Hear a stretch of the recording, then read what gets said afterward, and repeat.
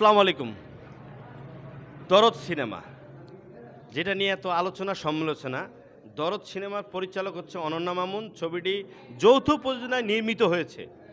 এই ছবিতে অভিনয় করেছে বাংলাদেশের superstar blockbuster hero Shakib Khan এবং তার সাথে ওপার বাংলার নায়িকা বলিউড অভিনীত সোনাল চৌহান, আছে পায়েল সরকার, আছে রাহুল দেব, রাজেশ শর্মা, অলোকজান।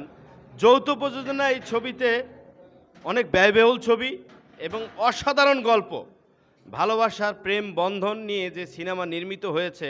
আপনি আপনার সহধর্মীকে নিয়ে সিনেমাটা রাজশাহী রাজতিলক সিনেমা হল কাটাখালী বাজার অবস্থিত, সিনেমাটা দেখুন। দেখলে আপনার ফ্যামিলিতে আপনার ওয়াইফের সাথে যে একটা বন্ধন, এই বন্ধনের যে মানুষের একটা দরদ আছে, দরদ ভরা ভালোবাসা রাজতিলক সিনেমা হলে আসলে দেখতে পারবেন।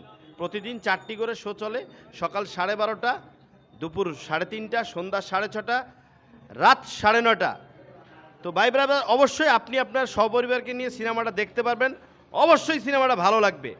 গল্পের সিনেমা, প্রেম বেদনা ভালোবাসা সুখ শান্তি সব কিছু মিলে এই সিনেমা দরদ।